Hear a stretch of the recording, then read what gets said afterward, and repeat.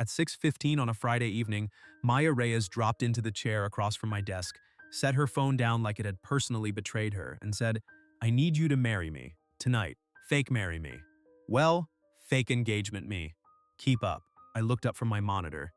Maya was 26, terrifyingly organized, and the one person at Larkspur and Wren Architecture I had spent 18 months trying very hard not to have feelings for. "That's an interesting opener," I said. "What's the actual sentence?" "My grandmother is dying." She said it flat, fast, like she needed to get the words out before they could hurt her on the way. Not tonight dying, but soon dying. And her last request, the one thing she's been asking about for 2 years, is to see me engaged before she goes. And tonight is her 80th birthday dinner, and my whole family is going to be there. And I told her 3 months ago that I was engaged. Because I panicked, and now I need a fiancé to show up in 2 hours, or my grandmother's last good memory of me is going to be finding out I lied to her on her deathbed. I sat with that for a second. Okay, that's not an interesting opener anymore. That's a genuine emergency. I know it's insane. I didn't say insane. I said emergency. I closed my laptop. Why me? She looked at me, really looked, in a way she usually didn't let herself in the office, and said, "Because you're the only person I trust enough to lie to my family with. And because if I'm doing this, I want a version of it that at least feels believable. And nobody's going to believe me showing up with some guy off a dating app I met last Tuesday." If you enjoy stories about two people falling for each other, while the whole world insists they already have, hit subscribe, because I promise you, this is going to get complicated in ways neither of us saw coming. And before I tell you what happened at that dinner, you should know what Maya and I actually were, because none of it makes sense without the history. I, I met Maya on my first week at Larkspur and Wren when she caught me trying to fix the office coffee machine with a butter knife and calmly informed me that I was going to electrocute myself over a French press. She'd been at the firm 2 years already, a rising interior design lead with an eye for detail that made senior partners nervous in client meetings. The kind of person who could look at a floor plan for 4 seconds and tell you exactly why it would fail. We got put on the same hospitality projects constantly, which meant late nights, takeout containers balanced on blueprints, arguments about whether a lobby needed one more architectural feature or whether restraint was the braver choice. I learned that Maya chewed the cap of her pen when she was thinking, that she called her grandmother, her Abuela, Rosa, every single Sunday without fail, that she took her coffee so sweet it was basically a dessert and would fight anyone who judged her for it. She learned that I rewrote my design notes at midnight, that I hated small talk but loved long talk, that I'd once cried at a building, an actual building, a library in Seattle, and had never lived it down. We were, by any outside measure, close. We were also, by any outside measure, exactly the kind of two people who obviously liked each other and had spent 2 years pretending otherwise for reasons neither of us had ever said out loud. I told myself it was professional caution. I think if I'm honest, it was mostly fear, the specific fear of risking a friendship that had become one of the steadiest things in my life.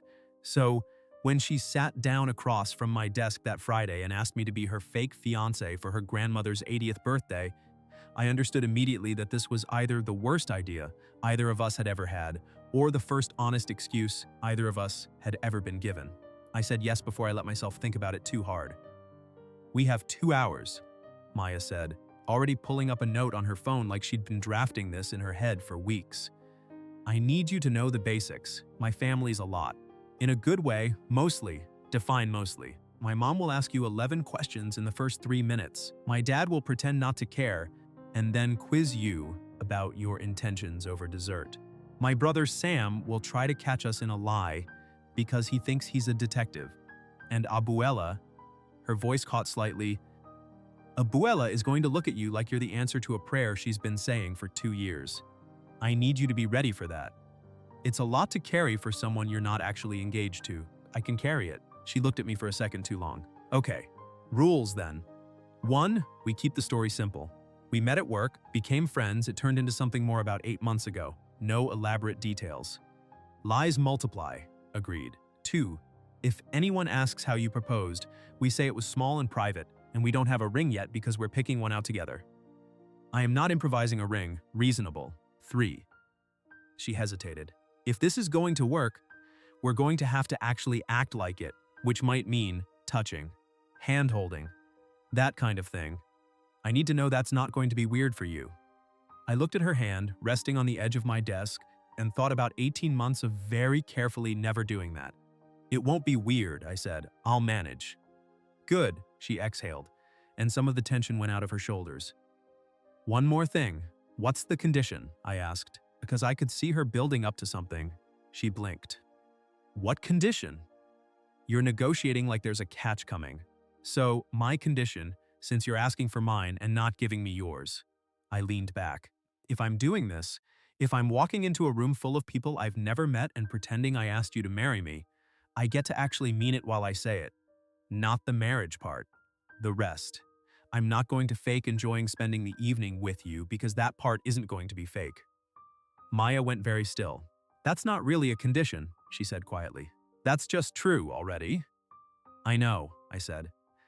I just wanted it on the record before we walked in there and both spent the whole night pretending we didn't already agree on that part. She looked at me for a long moment, something working behind her eyes that I couldn't fully read. Then she stood up, straightened her blazer, and said, "We need to go." And Nathan, my name, softer than I'd heard her say it in a while, "Thank you for not making this weirder than it needed to be. Give it time," I said. The night's young. Maya's family had rented the back room of a Mexican restaurant her grandmother had loved for 40 years, string lights over a small patio, a mariachi trio warming up in the corner, the whole space humming with the specific chaos of a big family that loves each other loudly. I felt underdressed and over-implicated the second we walked in. Her mother found us within 30 seconds, exactly as promised. Elena Reyes had Maya's exact eyes and the posture of someone who had never once lost an argument in her life. "So," she said, looking me over with a thoroughness that felt almost professional, "this is him, Mom. This is Nathan. I know who he is. I've been hearing about him for 3 months." Elena's expression cracked into warmth so fast it startled me. "It's about time we met you properly." Maya's hand found mine, deliberate, a little tense, and I laced my fingers through hers like it was the most natural motion in the world, which, disturbingly, it kind of was. Her father arrived next, quieter, more measured, shook my hand with a grip that communicated exactly what Maya had warned me about. Then her brother Sam, mid-20s, sharp-eyed, looked at our joined hands with an expression like he was cataloging evidence. 8 months, Sam said, without preamble, and none of us met him until tonight? We wanted to keep it private, Maya said smoothly. Work thing. Complicated. Convenient, Sam said, but he was smiling when he said it, and he shook my hand anyway. And then, from the head of the room, a small, sharp-eyed woman in a bright red dress raised her hand and called Maya's name, and the entire room seemed to soften around her. Rosa. Maya's grandmother did not stand to greet us. She'd been using a cane for the last year. Maya had told me in the car, but she held both hands out, and Maya crossed the room to take them, kneeling slightly so they were eye to eye. "Mija," Rosa said, cupping Maya's face. "You look happy. I am happy, Abuela." Rosa's eyes moved past her to me, and something in her expression sharpened with attention. "This is the one." "This is Nathan," Maya said. Rosa studied me for what felt like a very long time. I understood in that moment exactly what Maya had meant about carrying weight for someone I wasn't actually engaged to. Because this woman's eyes held 80 years of hoping the people she loved would be taken care of, and I was standing in front of her representing a promise that wasn't real. "Sit," Rosa said, patting the chair beside her. "Tell me how you asked her." I glanced at Maya. She gave the smallest nod. "Go ahead, it wasn't dramatic," I said, sitting. No big speech, no crowd. We were working late on a project, both exhausted, eating bad takeout at 11 at night, and I looked at her across a stack of blueprints and I just knew. I didn't want the fancy version. I wanted the true one. It wasn't a lie, exactly. Every word of it was a version of something that had actually happened between us dozens of times, minus the one sentence that would have turned it into a proposal. Rosa's eyes filled. She reached over and patted my hand. "That is how you know it is real," she said. "Not the big performance, the quiet knowing." She looked at Maya. "You found a good one." Maya's expression, in that moment, was not performance. I watched something in her come undone just slightly. Relief, maybe, or grief arriving early, or something else I didn't have a name for yet. I did, she said, and her voice wasn't quite steady. Dinner unfolded in waves of noise and warmth. Toasts, old stories, Rosa's sister recounting decades-old family legends with theatrical flair. I kept one hand at the small of Maya's back when relatives crowded close, and she leaned into it, and somewhere around the second course, I stopped being able to tell which parts of the evening were performance and which parts were simply true. Then Sam, 3 seats down, leaned across the table with the specific energy of a man who had been building toward a question all night. So how'd the proposal actually happen? Details. Real ones. I told Rosa. You told Rosa the poetic version, Sam said. I want logistics. Where? When? Who was there? I felt the table's attention shift toward us. Maya's hand found my knee under the table, a small pressure. Careful. My apartment, I said, keeping it simple the way we'd agreed. A Tuesday. Nobody else there. What'd you say exactly? I glanced at Maya. Her eyes held a flicker of real nervousness now, the rehearsed story running thin against her brother's genuine curiosity. I said. I began slowly, choosing words that were, again, more true than fabricated. That I'd spent 2 years trying to find a reason not to tell her how I felt, and I'd run out of reasons, and I didn't want to spend one more day being careful about something that mattered this much. The table went quiet in a different way than before. Not suspicious quiet, but the quiet of people who just heard something that sounded real, because it was, Maya was looking at me, not performing anything. Just looking. Sam, satisfied, leaned back. Okay, that's a good answer. Under the table, Maya's hand didn't move away from my knee. After dinner, while the mariachi band played and Rosa held court surrounded by grandchildren, Maya slipped outside to the small patio behind the restaurant, and I followed a minute later, the way I'd have followed her anywhere that night, without needing a reason. She was standing at the railing, arms wrapped around herself against the evening chill. You okay?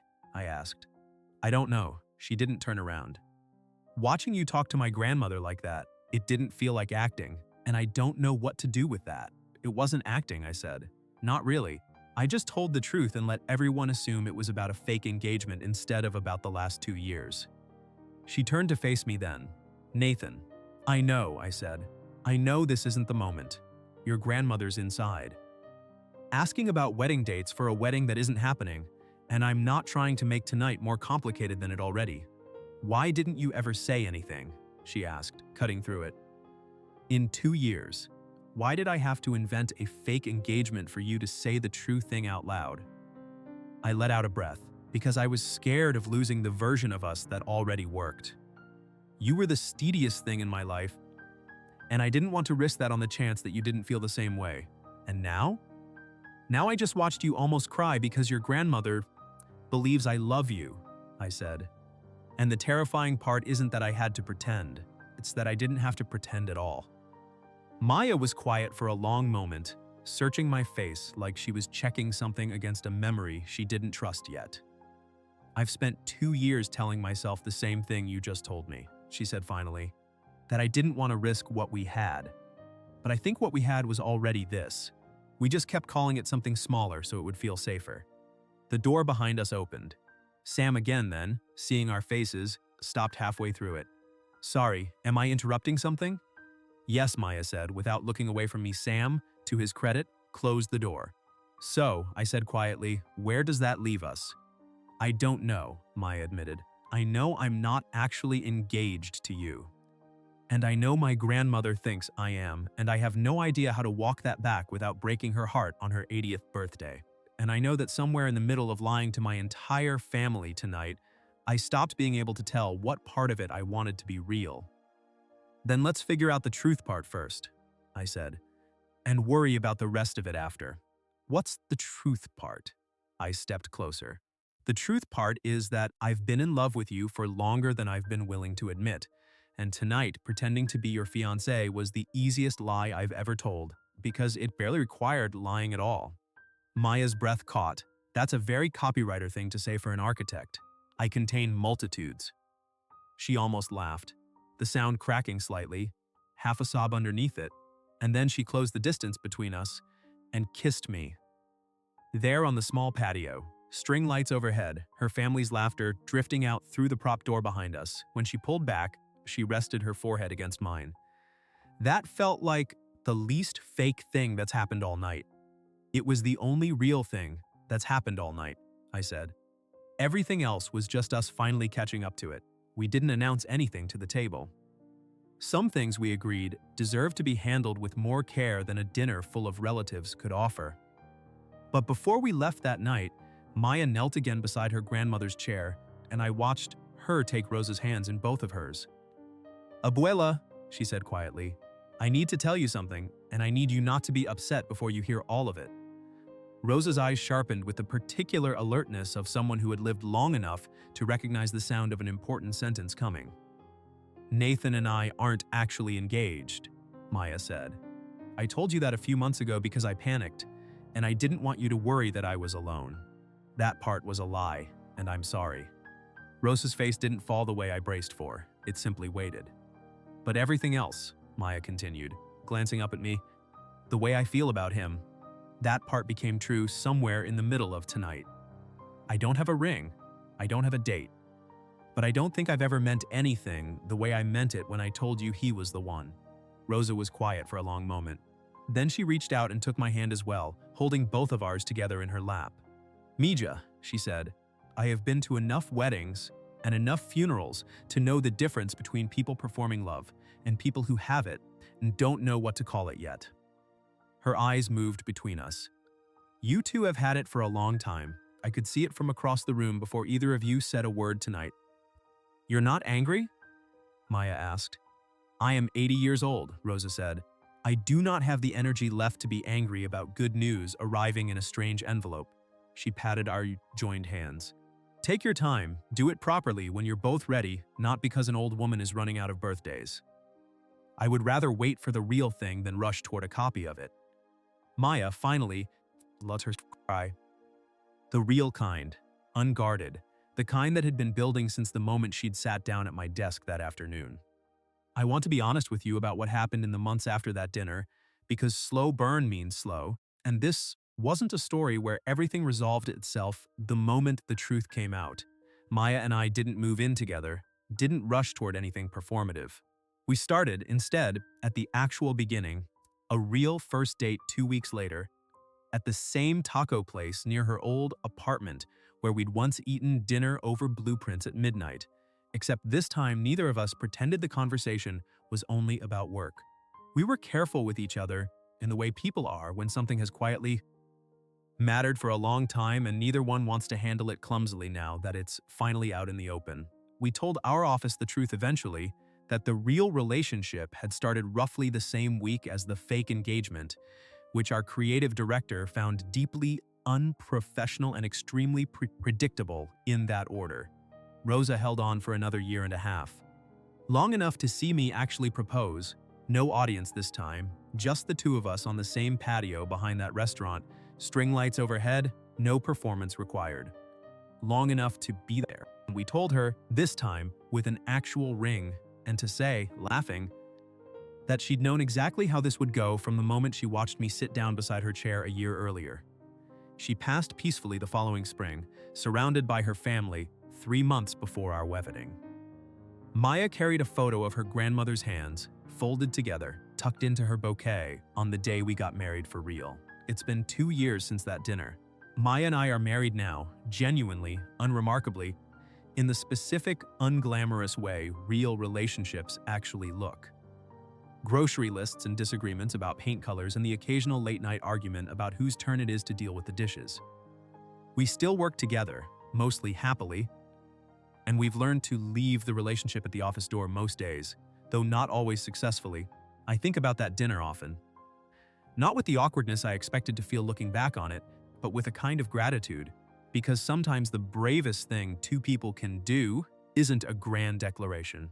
Sometimes it's agreeing to a small, ridiculous lie and discovering, halfway through telling it, that you'd accidentally told the truth instead.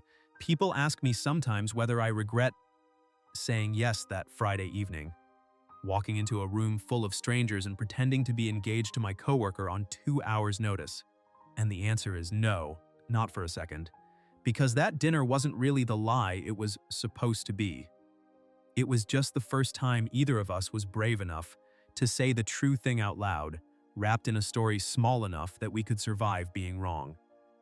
We weren't wrong. If this one got you, let me know in the comments and tell me honestly, would you have said yes to that Friday afternoon favor, knowing what it might turn into?